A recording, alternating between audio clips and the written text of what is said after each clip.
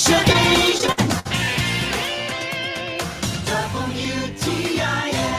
the WTIM Morning Show. I'm Avery Cooper, your host. Your stream brought to you by Landmark of Taylorville, where you always do better with Landmark. And People's Bank and Trust. They put people first. Find the streams on the TaylorvilleDailyNews.com Facebook or on YouTube at WTIM TV. Spring is almost in the air, and there's a lot of great programming to talk about throughout February and into March and eventually spring and April. One of those things for the Macon County Conservation District is the maple syrup program. Here to talk all about that and more, I have Director of Program Services, Alicia Callison. Great to have you back here, Alicia. Great to be here. Thank you. You mentioned to me a little bit about your maple syrup program the last time we spoke in January, but we kind of only touched on it. So tell me a little bit more about your maple syrup program. Why are you having it? What's it about? Yeah, so we have an annual maple syrup program here at Rock Springs Nature Center, and it's a pretty cool program. So the specific reason that we have it annually in February is because late February, early March is when the sap starts flowing. So for those that don't know, maple syrup is made from sap from a maple tree. And so that sap starts flowing when it's below freezing at night and above freezing during the day. So we've got those temperature fluctuations that are allowing the sap to flow up and down through the tree.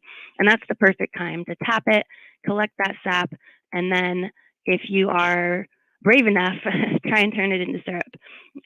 It is a really long process. It takes hours of boiling the sap on the stove before you can get anything that resembles syrup.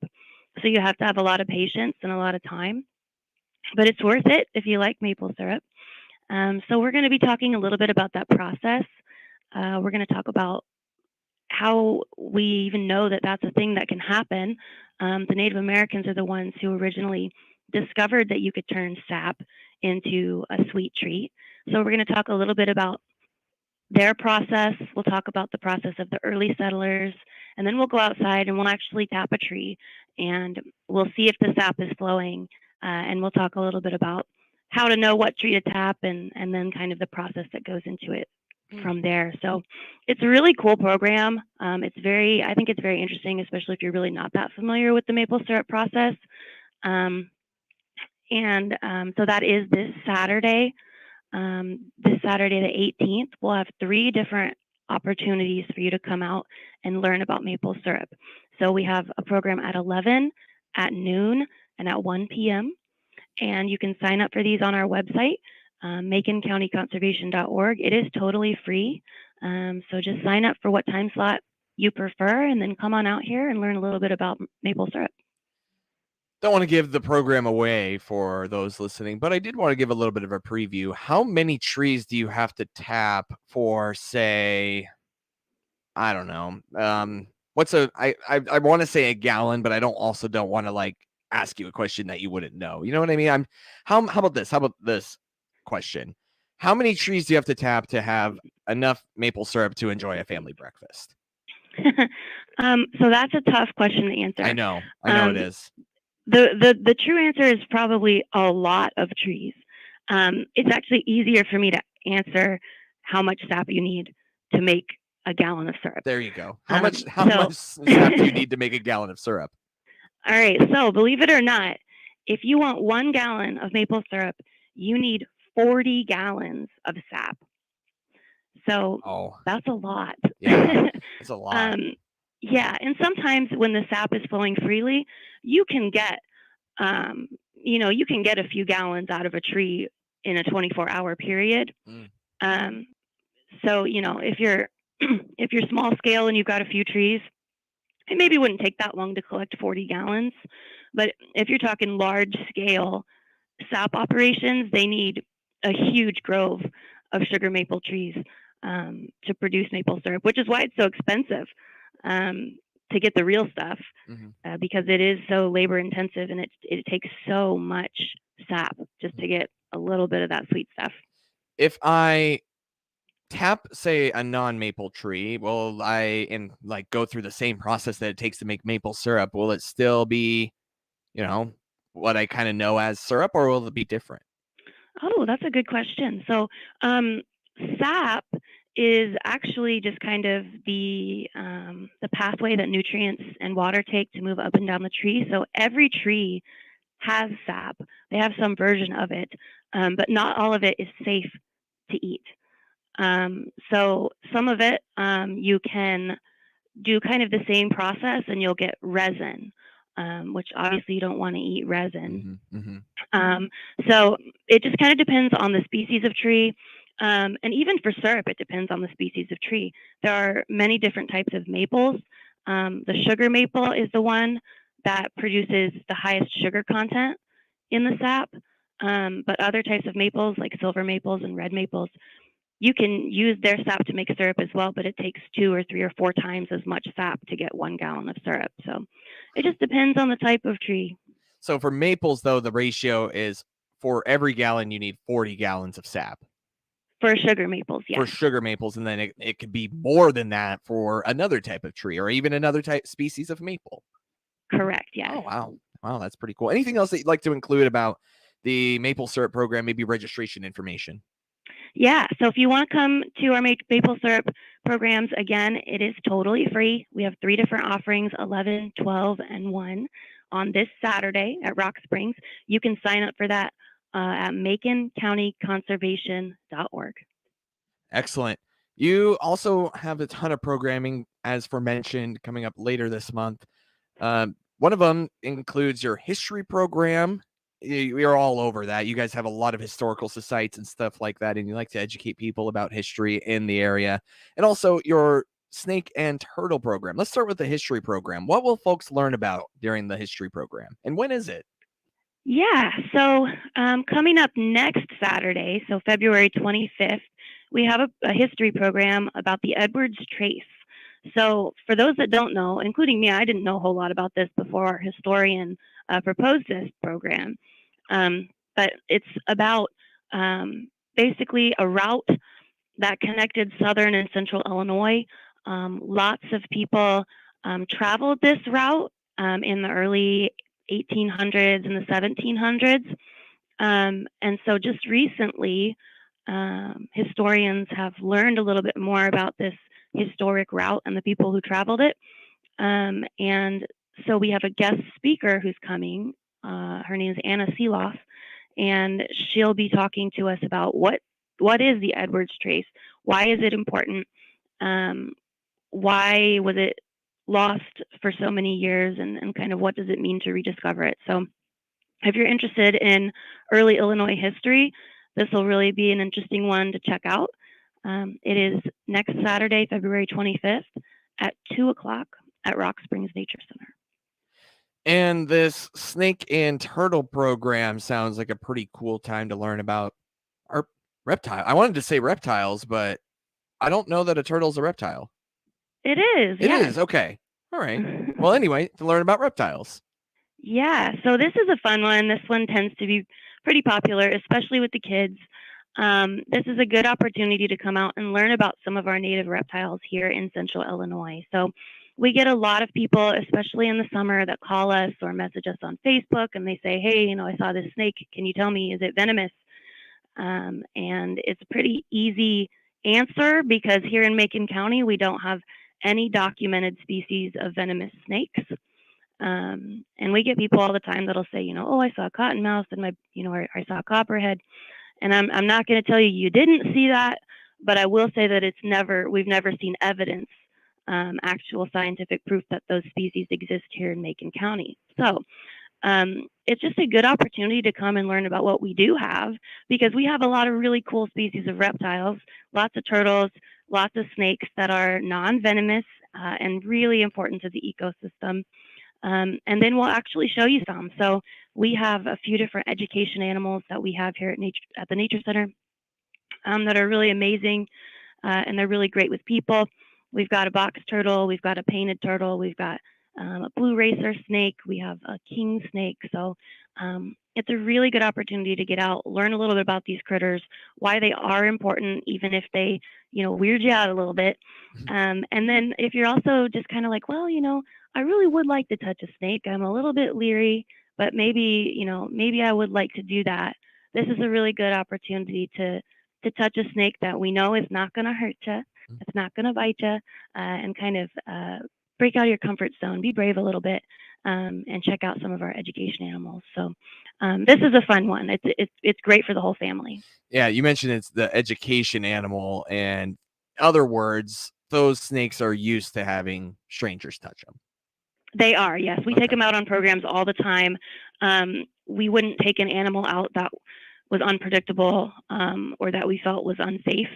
Mhm. So our animals they're handled all the time. They're really used to people. They're really comfortable around people, and we've never had issues with them. Yeah. Excellent.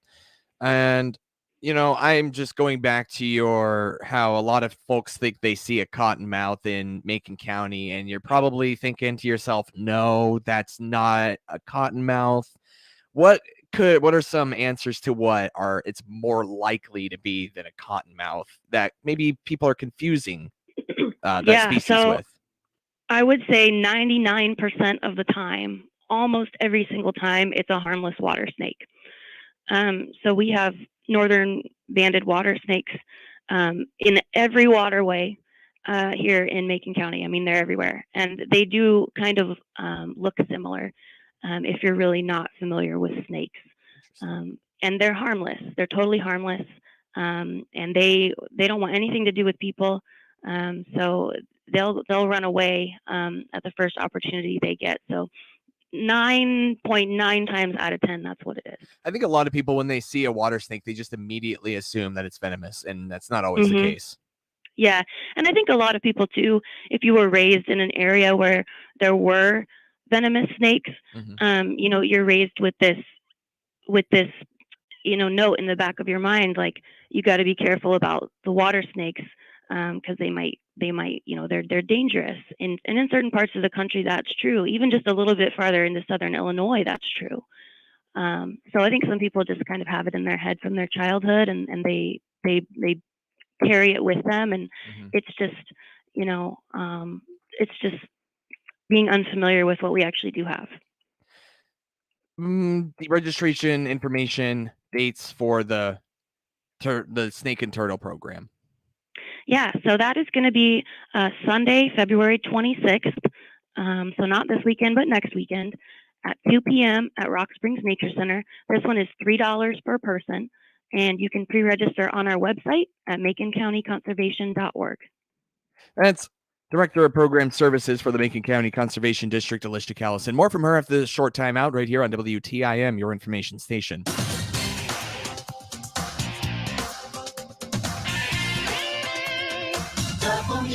WTIM.